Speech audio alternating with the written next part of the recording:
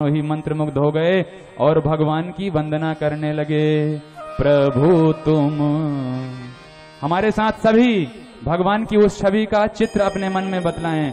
जब मैया बाप के सामने भगवान चतुर्भुज रूप में धारण किए हुए प्रकट हुए हैं, तो हमारे साथ उस झांकी का दर्शन करते हुए, अपने मन में उस झांकी का दर्शन करते हुए, भगवान का चित्र बनाते हुए भगवान का वंदन करें। प्रभु तुम पुरुष पुरातन ईशा, प्रभु तुम पुरुष पुरातन ईशा, प्रभु तुम पुरुष पुरातन ईशा, प्रभु तुम पुरुष पुरातन ईशा, सबके साक्षी पूर्ण सनातन, सबके सबके साक्षी पूर्ण सनातन, सबके साक्षी पूर्ण सनातन, सबके सबके साक्षी पूर्ण सनातन, जगन्नाथ जगदीशा, पुरुष पुरातन ईशा, प्रभु तुम पुरुष पुरातन ईशा। इस तरह से देवकी मैया और वसुदेव जी भगवान की स्तुति करते हैं। भगवान ने दोनों को ही समझाया कि तुम दोनों पुराने अवतार में सुतपा और वसु थे, जो इस अवतार में देवकी और वसुदेव बनकर के प्रकट हुए हो। इसलिए मैंने तुम्हें पिछले अवतार में जो वचन दिया था कि मैया हर युग में मैं तुम्हारा बेटा बनकर के प्रकट होऊंगा, तो तुम ही कश्यप और अदिति बने थे जब मैं तुम्हारा वामन रूप में बेटा बनकर के आया था, और आज तुम वसुदेव और देवकी बने हो जब मैं तुम्हारा बेटा बनकर के आया हूं कृष्ण रूप धारण करके। और भगवान ने माता देवकी और पिता वसुदेव को समझाते हुए कहा कि मैया अब मैं क्या हूं वह मैं तुम्हें बतलाता हूं।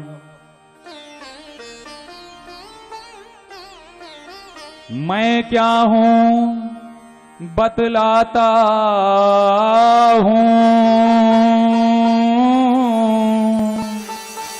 मैं वही बांसुरी वाला हूं। इस कृष्ण रैन का पूर्ण चंद्र और ब्रजमंडल का ग्वाला हूँ। इस कृष्ण रैन का पूर्ण चंद्र और ब्रजमंडल का ग्वाला हूँ। इस कृष्ण रैन का पूर्ण चंद्र और ब्रजमंडल का ग्वाला हूँ। इस कृष्ण रैन का पूर्ण चंद्र और ब्रजमंडल का ग्वाला हूँ। जो आंखें बाट जोहती थीं, मैं उन आंखों का तारा हूँ। मैं उन आँखों का तारा हूँ। मैं उन आँखों का तारा हूँ। मैं उन आँखों का तारा हूँ। और हे कारागृह की तपस्विनी, मैं अष्टम पुत्र तुम्हारा हूँ। हे कारागृह की तपस्विनी, मैं अष्टम पुत्र तुम्हारा हूँ। हे कारागृह की तपस्विनी, मैं अष्टम पुत्र तुम्हारा हूँ। मैं क्या हूँ बतलाता हूँ। बोल कृष्ण कन्हैया लाल की, वसुदेव नंदन भगवान की। और तब देवकी और वसुदेव जी को विश्वास हुआ। भगवान ने समझाया कि देखो मैया, अभी मैं बालक के रूप में प्रकट हो जाऊंगा, तब तुम मुझे एक सूप में लिटा करके पिताजी के हाथ में दे देना, और पिताजी मुझको नंदगांव ले जा करके, गोकुल ले जा करके नंद बाबा के घर में पधरा आएंगे। वहां एक लाली ने जन्म लिया है, वो मेरी बहन है, उसको उठा लाएंगे, बाकी किसी से नहीं घबराएंगे। और ऐसा कह करके बभूव प्राकृतः शिशुः इत्युक्त्वा सिद्धरिस्तूष्णीं। भगवान बिल्कुल चुप हो गए, रोए गाए बिल्कुल नहीं। रामावतार में रोए थे तो परिणाम क्या हुआ था कि सभी दास और दासियां ले ले बधाई चली आई थी। लेकिन अगर कृष्णावतार में रो दिए तो दास और दासियां नहीं आएंगी, मामा जी के सेवक आएंगे और पकड़ करके ले जाएंगे। इसलिए इत्युक्त्वा सीधरीस्तूष्णीं, भगवान आत्म माया, भगवान ने माया का आश्रय लेते हुए अपने आप को एक प्राकृतिक शिशु के रूप में परिणित कर लिया। वसुदेव जी ने सूप में लिटा लिया और ले जा करके जैसे ही चलने लगे तो देवकी मैया ने एक बार पुनः अपने वक्षस्थल से लगा करके भगवान को स्नेह प्रदान किया और बस अपने आंखों के हीरे को, अपने कलेजे के टुकड़े को वसुदेव जी से सौंपते हुए इतना ही कहती हैं कि हे स्वामी, मेरे इस सद्योजात लाल को आप इस भरी बरसात में लेकर के जा रहे हैं तो कृपया सुरक्षित लेकर के जाइएगा। इसके शरीर में किसी भी प्रकार का टोना टोटका न लग जाए, क्योंकि जब कोई नन्हा बालक जन्म लेता है तो माताएं कई दिनों तक उसे बचा करके रखती हैं। कृष्ण कन्हैया का संघर्ष देखिए कि प्रकट होते ही शुरू हो गया और जैसे ही भगवान हाथ में आए तो वसुदेव जी की बेड़ियां टूट गईं।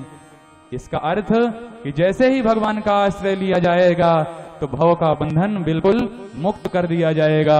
भव के बंधन से मुक्त हो जाता है जीव कब? जब भगवान को अपने अंतःकरण में धारण कर लेता है। और ऐसे ही वसुदेव जी महाराज ने अपने कर कमलों में भगवान के सुंदर कमल के फूल की तरह, नील सरोरुह नीलमणि की तरह सुंदर श्री विग्रह को धारण किया और लेकर के चल पड़े। और जैसे ही चले तो आकाश के घनश्यामों ने विचार किया, बादलों ने विचार किया कि हमारे प्रभु भी घनश्याम हैं और हमारा भी नाम घनश्याम है, तो चलो हमारे शहनाम आए हैं तो उनका स्वागत अपने सामग्री से करें। तब बादलों के पास सामग्री क्या है? पानी। तो ववर्ष पर जन्य उपां सुगर्जिता, मंद मंद जल की वृष्टि करने लगे घनश्याम। बादल मंद मंद जल की वृष्टि करने लगे और जैसे ही वृष्टि होती हुई देखा तो शेष भगवान ने विचार किया कि मेरे प्रभु अभी बालक हैं और इन बादलों को गिफ्ट देने की पड़ी है, कहीं भगवान का श्री विग्रह कुछ परिश्रांत ना हो जाए। तो उस बारिश से बचाने के लिए शेष जी ने पीछे से अपनी छत्र छाया बना ली। ववर्ष पर जन्योपां सुगर्जिता शेषोन्वगाद वारि निवारयन् फणैः, वारि निवारयन् फणैः। वारी के निवारण के लिए शेष नारायण छाता बन के तन गए और भगवान को किसी भी प्रकार का कोई भी कष्ट न हुआ। जैसे ही नंद बाबा टोकरी सिर पर चढ़ाए यमुना जी में प्रविष्ट हुए तो यमुना जी के मन में तरंग उठ गई। काय बात की? अपने प्रियतम से मिलने की उमंग उठी। तो उमंग के तरंग में फूल करके यमुना जी बढ़ गईं और जैसे ही बढ़ी तो भगवान ने ऊपर से ही अपने चरण का स्पर्श यमुना जी में करा दिया कि पिताजी हमारे डूबे जा रहे हैं और देवी जी को हमारा मुंह देखने की पड़ी है। ससुर की बिल्कुल भी मर्यादा नहीं है। बोलो जय श्री कृष्ण।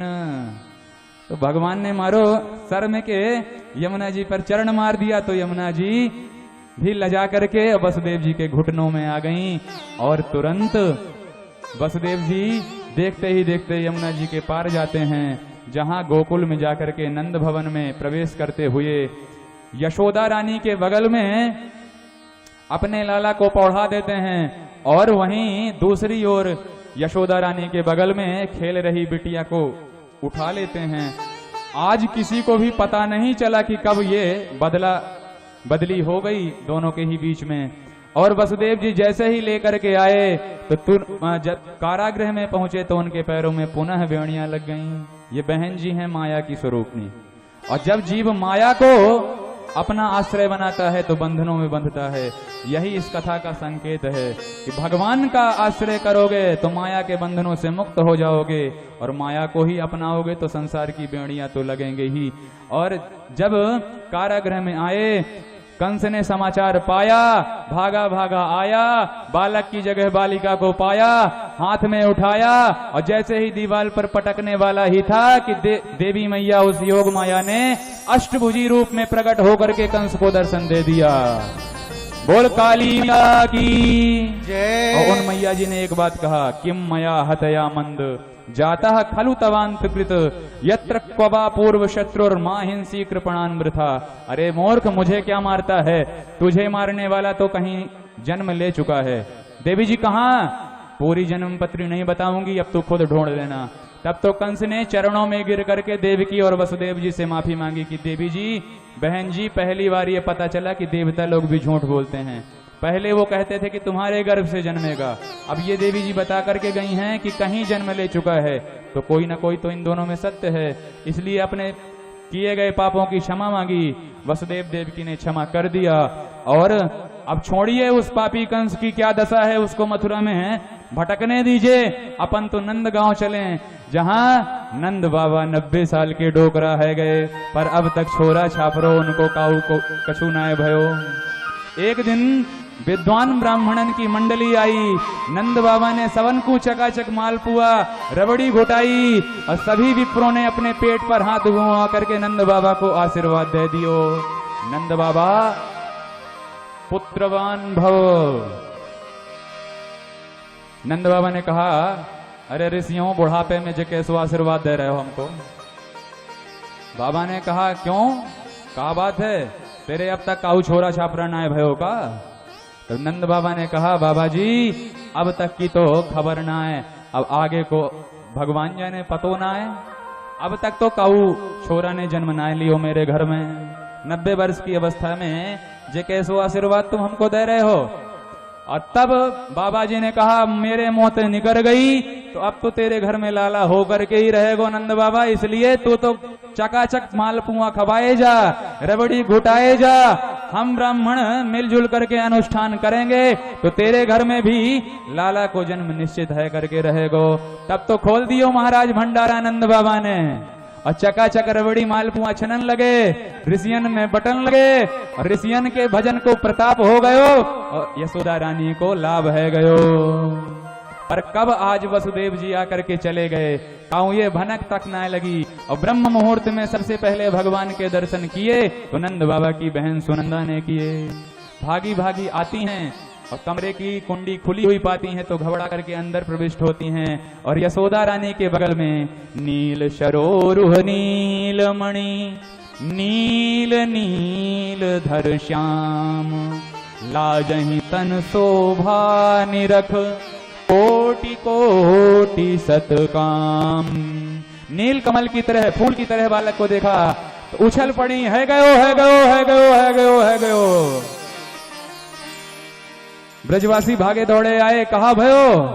सोई पट्टे मुख में हाथ रख के बोली, कछु ना है भयो। अभी मैं ब्रजवासियन को बता दूंगी तो ये जाकर के मेरी भैया को बता देंगे, और मेरी इनाम सभी ब्रजवासियन में बंट जाएगी। तो ब्रजवासियों से सुनंदा ने पूछा कि पहले तो ये बताओ कि मेरे भैया नंद बाबा कितको हैं। और तब ब्रजवासियों ने कहा कि अथाई पर बैठे बैठे वो तो भजन कर रहे हैं। सुनंदा देवी अथाई पर जाती हैं तो क्या देखती हैं कि नंद बाबा भजन कर रहे हैं, और माला में मंत्र कौन सो जप रहे हैं। नंद बाबा सबरे मंत्र बुसरे बैठे हैं, और नंद बाबा एक ही मंत्र को याद किए हुए भजन करते हैं। अवई तो भयो नाय आगे को पतो नाय, अवई तो भयो नाय आगे को पतो नाय, अवई तो भयो नाय। सबरे मंत्र महाराज भूले हुए हैं नंद बाबा को।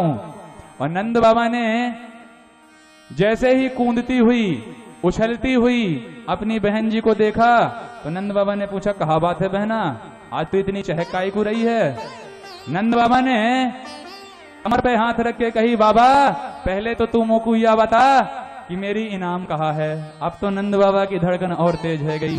बगल से चाबी निकाल करके सुनंदा के हाथ पर धर दई, और बहन जी से कहते हैं नंद बाबा कि बहना तेरो जो मन परे सो तिजोरी से ले लीजो, ले तिजोरी की चाबी मैंने तो को ही थमाए दई। और जैसे ही तिजोरी की चाबी पाई तो सुनंदा ने हाथ में लेकर के कांसे की थारी बजाई। नंद बाबा बधाई हो, तेरे घर में लाला को जन्म भयो है। बोल नंद के लाला की जय हो, कृष्ण कन्हैया लाल की जय हो। तो सुनंदा ने बजाई थारी, हम भी बजाएं तारी। बोल नंद के लाला की जय हो। अब बड़े प्रेम से भगवान की बधाई का आनंद लेंगे। हमारे साथ आप सभी प्रेम से बधाइयां गाते जाएंगे और इस अवसर पर माताएं सतर्क हो जाएं, क्योंकि जब कृष्ण कन्हैया आते हैं तो उनकी मंडली के 2-4 सदस्य भी आते हैं। तो अपने अपने गहने, अपने अपने आभूषण बचाते जाएं और भगवान की बधाइयों का आनंद लेते जाएं। आनंद लूटते हुए, बधाई लूटते हुए ये ध्यान रखिएगा कि कहीं आप स्वयं न लुट जाइएगा, क्योंकि आप लूटेंगे तो आपका आनंद किरकिरा हो जाएगा। इसलिए अपने आप को संभालिए और भगवान की बधाई का आनंद लीजिए। बोल कृष्ण कन्हैया लाल की। तो पहले शुकदेव महामुनि के शब्दों में हम नंद महोत्सव का आनंद ले लें और उसके बाद हमारे भैया लोग आपको ब्रज की विभिन्न बधाइयां गा गा करके सुनाएंगे। आप लोग भी जी भर के बधाई लूटिए और लुटाइए। बोल नंद के लाला की। नंदस्त्वात्मज उत्पन्ने जाता लादो महामना। नंदस्त्वात्मज उत्पन्ने जाता लादो महामना। आहूय विप्रान् वेदज्ञान् स्नातः शुचिरलङ्कृता। आहूय विप्रान् वेदज्ञान् स्नातः शुचिः अलङ्कृता। वाचयित्वा स्वस्तयनं जात कर्मात्मजस्य वै। वाचयित्वा स्वस्तयनं जात कर्मात्मजस्य वै। कारयामास विधिवत् पितृदेवार्चनं तथा। धेनूनां नियुते प्रादात् विप्रेभ्यासमलङ्कृते। धेनूनां नियुते प्रादात् विप्रेभ्यासमलङ्कृते। तिलाद्रीन् सप्तरत्नौघ सात् कौम्भाभराभृतान्। तिलाद्रीन् सप्तरत्नौघ सात् कौम्भाभराभृतान्। नन्दो महामनास्तेभ्यो वासोऽलङ्कार गोधनम्। नन्दो महामनास्तेभ्यो वासोऽलङ्कार गोधनम्। सूतमागधवन्दिभ्यो ये नैवेद्योपजीविनः। सूतमागधवन्दिभ्यो ये नैवेद्योपजीविनः। नन्दस्त्वात्मजोत्पन्ने लादो